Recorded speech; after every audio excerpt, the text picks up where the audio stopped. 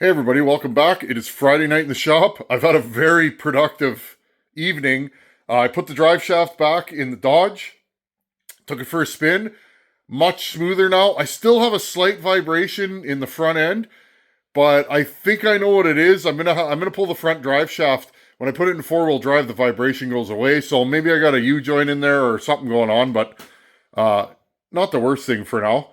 And still waiting for parts for my trailer. What are we doing today? Well, I'm still working on my horrible idea. I'm going to call this project 278 because, well, that's what this is going to end up being when I'm done. It's going to be a 278 XP, which was a model that Husqvarna never made, and maybe they shouldn't have. Anyhow, let's jump right in. I'm going to show you guys everything that I'm doing. Whether this thing works or not, at least you guys will know. If you want to try and recreate this project, I'm going to show you every little inch of this one. Let's get set up at the bench. And the dirty bench, I got parts and tools scattered all over. That means I'm getting places.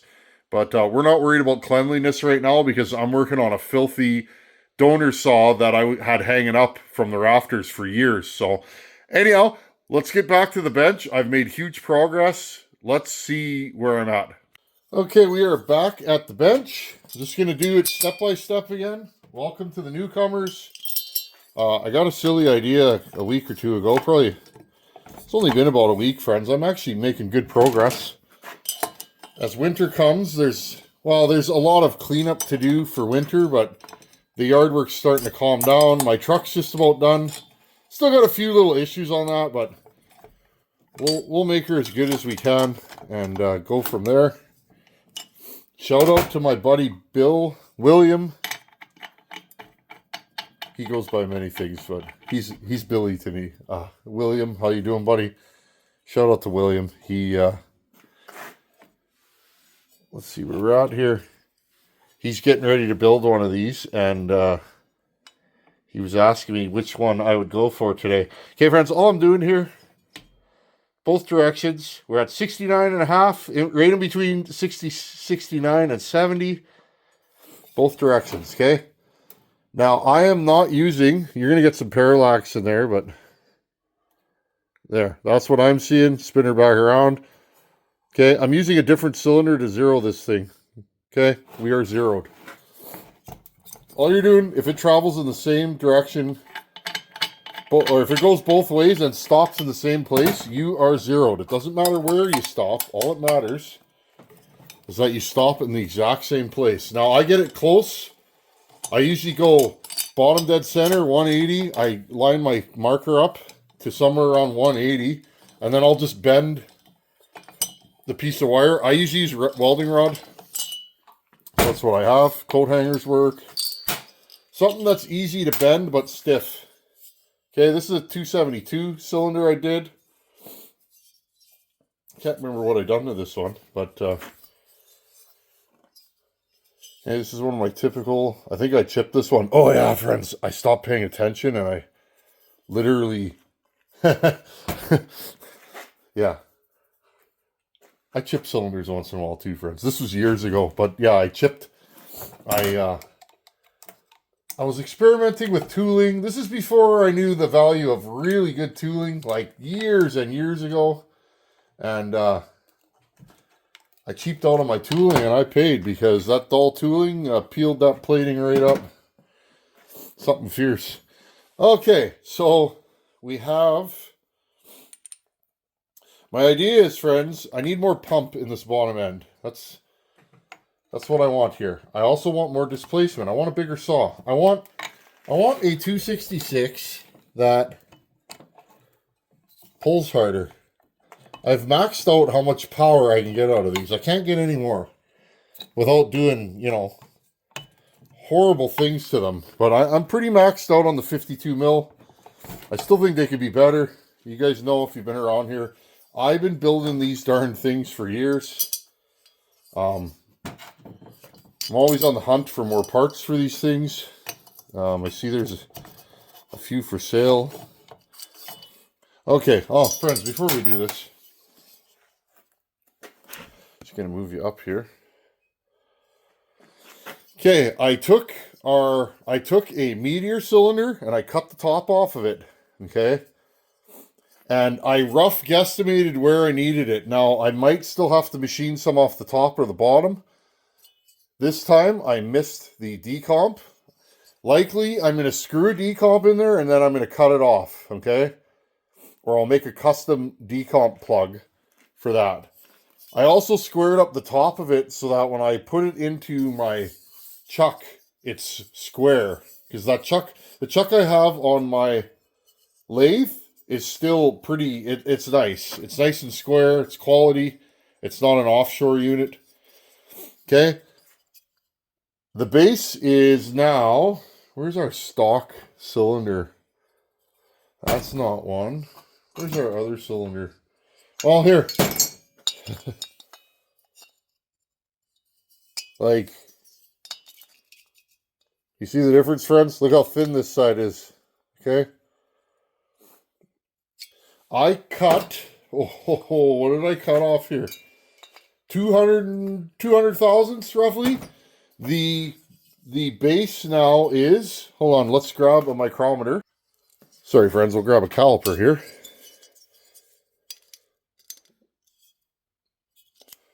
Helps if you zero it before you do that. 175 thousandths roughly is, oh, there you go. There, that's a better one. 150 thousandths. Plus or minus 3 thousandths depending on the casting, okay? I also did a little work to the transfer side, but I ended up pulling the flywheel off.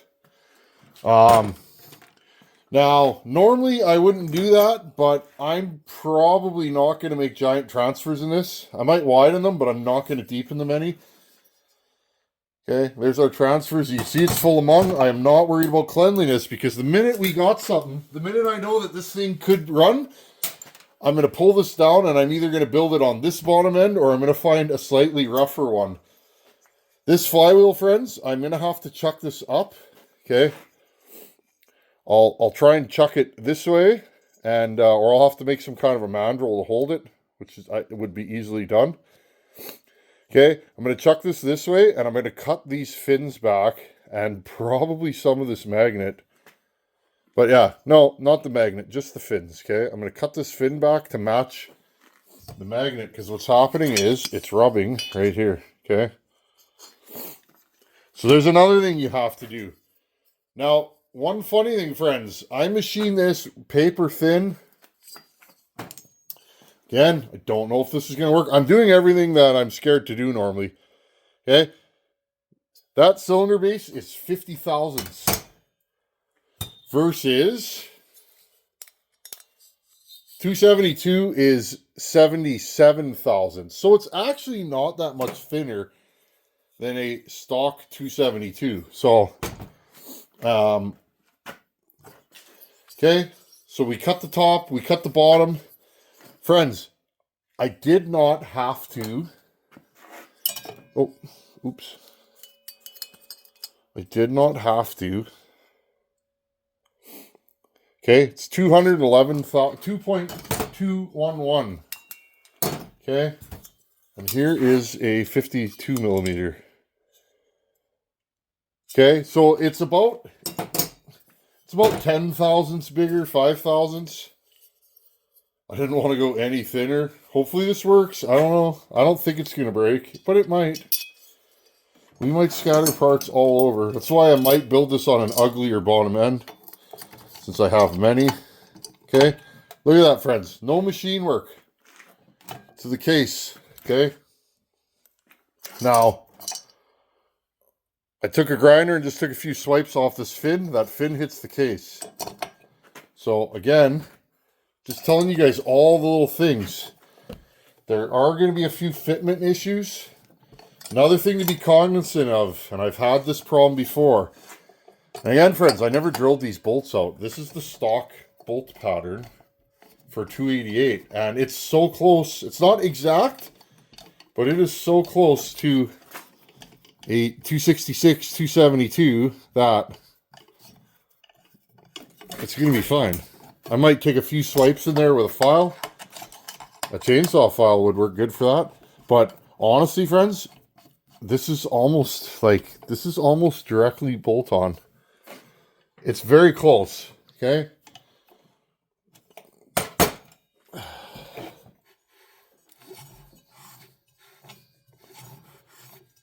And it spins freely. This is just a rough mock-up piston.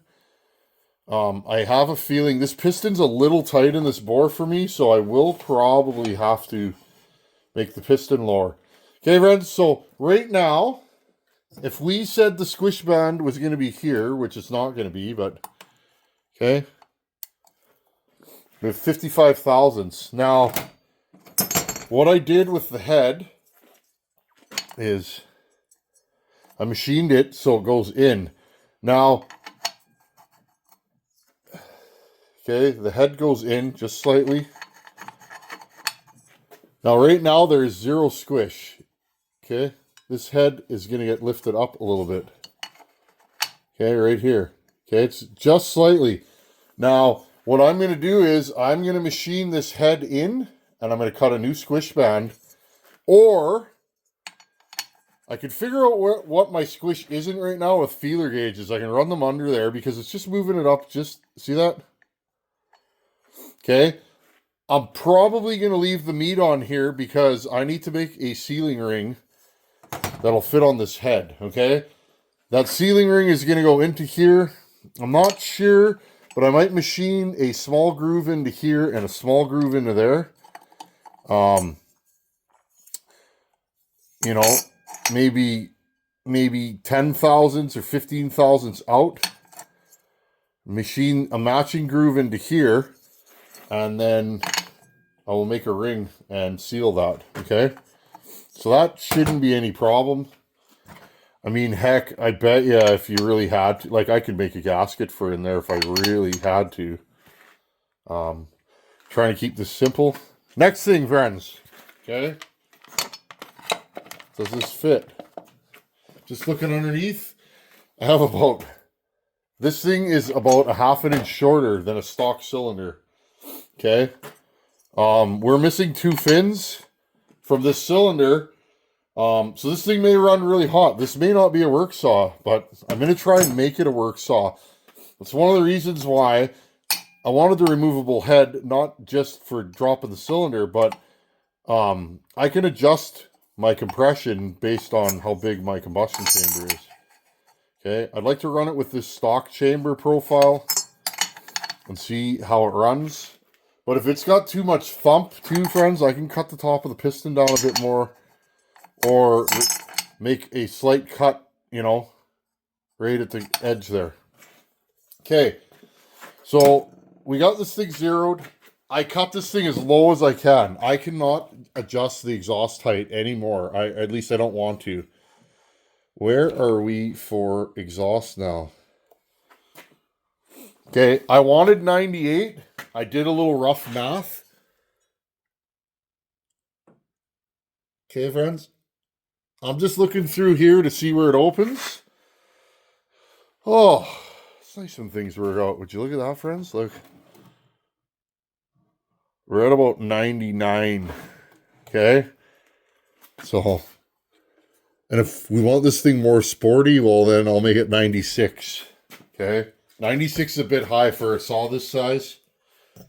Okay. Right there. Right there. So yeah, we're 98 on the exhaust. Okay. Transfers will be the same. We should have the same blowdown right here.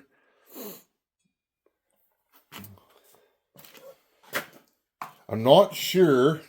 I also want to take a measurement at bottom dead center and mark it down. I want to see how far that skirt goes down. I'm probably, well, not probably, friends, and this will probably be in the next video. I'm going to make a mark for where I want my timing. Now, I don't know how much intake this thing is going to want.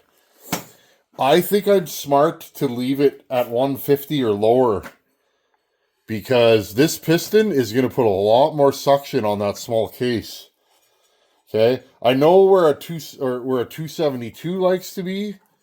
I usually run my 272s at like 152, 154. So I'm thinking 148, 150 max is where I should go with this one.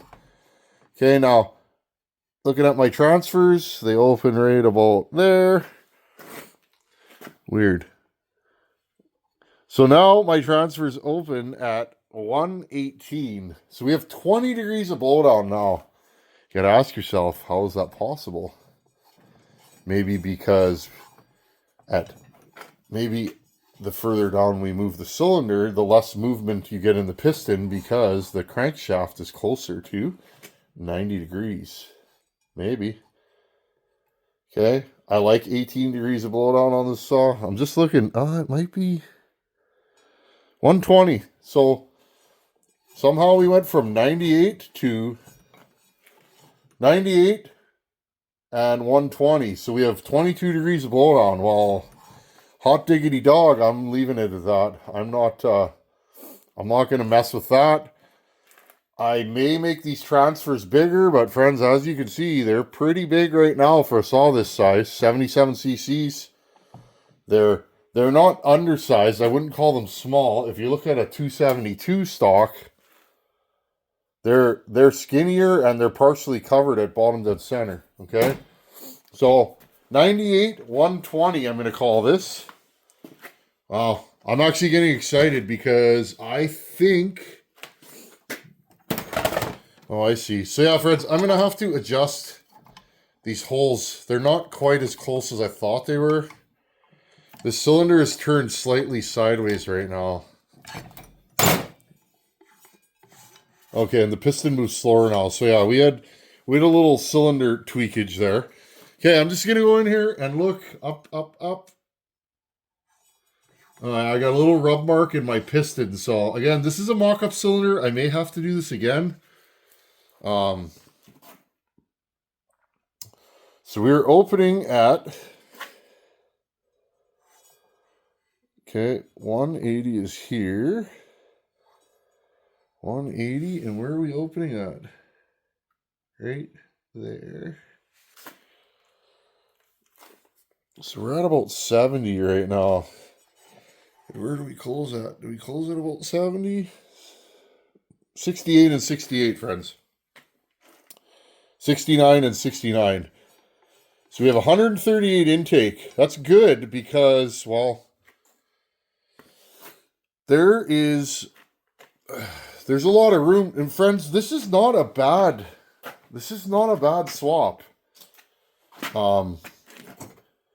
Because here's the thing. The reason why I wanted to do this, you know what the biggest problem is on a lot of these hybrid saws? It's not finding a cylinder that fits. It's getting all these linkages to line up and an intake. Like, for instance, friends, if I put a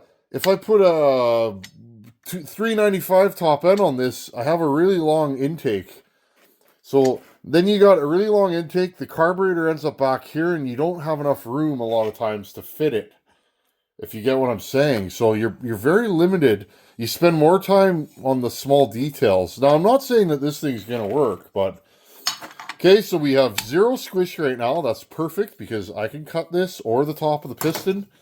I'm going to cut a whole bunch off this piston. And make it lighter. I'm going to flow it, and I want to make this piston as light as I can. I'm going to do horrible things to this piston too. Okay, and I'm going to cut the skirt. I want us to have about, I'll cut 5 degrees off the skirt. And the way I'll do that, friends, I will go to bottom dead center, and I'll turn my wheel. You guys can watch this. I'll turn my wheel and say I want it to open. It's opening at 68 right now. Okay, it's opening there. 68. Before top dead center. Okay, I want it at 75. So that's 150 degrees, right? So all I'm going to do, friends, is I will hold it at 75, and I'll go in there with a scribe, and I'll go on the bottom of the piston, and then I know where to cut the piston to. Because honestly, I don't think I'm going to port this intake much. I'm going to clean it up and do the few little moves I do. But I think I'm going to try and make this as simple as possible. I'm going to cut the piston skirt, which I'm probably going to end up cutting this much off the bottom of it. Okay. I'll do a little bit of flow work to the transfers. The exhaust is exactly where I want it. I'll probably, honestly, friends, I think we should just adjust the intake timing I'm going to cut the bottom transfers out because there's already holes in them. I'm going to cut the bottom transfers out and fix the intake. I'm going to do minimal port work to this. All the work is going to be to the piston. And then all I'm going to do is run it, friends. And if it runs reliably and we go, okay, this thing's good, then we can port it a little bit. We can do a little upper transfer work, but I don't know. What do you guys think? Should we go all out on the porting, or should we just say, let's see if we can get this thing running? I don't know. What do you guys think? I think this is awesome. I'm having fun, friends. When you've done, friends, another thing, those of you that are still here, we're almost at 1,000 videos. When I started this, I had no plans. Again, friends, we're into there. I mean, I could leave them like that, but we're gonna end up with a bunch of glue in there. I think likely I should just cut these out here. But friends, when I started this, I never had plans of being a YouTuber or whatever you want to call it, friends. Whatever I am, I never had plans of being that. Just a fella in my shop, just hanging out, doing my thing. Friends, I would do this without the camera on. See, friends, we got a little rub mark, but I think what's going on is because when I take this case apart, I think I'm just gonna kiss this just a little bit. Okay, right here. Just gonna open it up a little bit, and because I think what's happening right now, this is tight in the case. Okay, because it's 50 thousandths. Okay, there's zero clearance there, friends. Because this is a 50 thousandths base, I think we're squeezing it a little bit. And if you look, friends, I got a little rub mark on here already. Okay, these are the things. That's from an earlier issue. Again, it's just a mock-up piston. Thanks to Ryan at Wolf Creek, I can horse around with this stuff. And I'm not too worried about it. There you can see it's kind of... I got a little mark there in the plating. I don't know what that's from, but we'll give this a good hone and clean it up. I think likely I'm going to run this piston though, because why not? We'll shine it up a bit. This see, friends, right now this piston here. See how there's no clearance in there? Let's take this piston. Where is it, friends? This one? Okay. This piston's been smoked. Look. Okay. It should be tight, but look. You hear that rattle? Okay. Where this piston, it is slightly too tight. You can hear it. Look. There is zero movement front to back. Okay, so I need to take this piston, put it in my lathe, and just polish it up a little bit, okay? And if you don't have a lathe, well, you can do it by hand. Just carefully get some Scotch-Brite. Okay, another thing you need to be cognizant of, friends, because this thing has an intake block, okay? See, friends, yeah, I think that's slightly too tight. Be cognizant of this, okay? See that? Here. Okay. If you lower the cylinder too much, your intake is going to hit your case. And guess what? You're going to end up with an air leak. Ask me how I know. I've done it. Okay. So another thing I'm going to do, because I have no other choice, is I'm going to have to machine this little bit out here. By machine, I mean I'm going to take a die grinder and go zing, zing, zing. I'm not going to use the divider that goes in there because there's no room for it. Okay. Yeah, I think likely this is a go, friends. Yes, you need a lathe to do this one, but it's not a horrible job. I'm not a good machinist. Never have been, never claimed to be one. I'm adequate. I had some old boys years ago. So yeah, I I literally got to take a file and scuff this corner and that corner. And, oh yeah, friends, it is so close. Like, you're filing an 1/8 of an inch or 1/16 of an inch off. But I got interested in machining before I was into chainsaws, friends. And I had a couple old timers, George and Wayne. They were both good men. They're both passed on now. I was lucky enough that they both taught me how to do machine work, told me which books to get. I have a decent machinist library. How to sharpen tooling, Wayne taught me that. And yeah, just the old school way. Okay, friends, well, we're close. The nice thing is because all I have to do is rebuild this. I've done a million of them. I can, once everything's fitted and I'm 100% sure, I can break this saw down and we will do bearings, seals. We'll put a new crank in it. When it is apart, I want to look at if, and this is difficult, if I could stroke this by putting a different crank in it, like a 288 crank. 288 takes different bearings, okay? Unless you have a way to clamp this in a mill and bore bigger bearing pockets, or friends, grind down your crankshaft.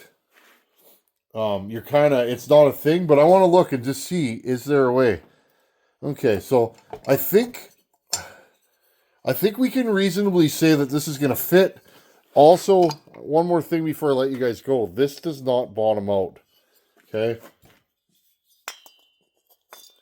Again, a stock 272 has deeper bottoms.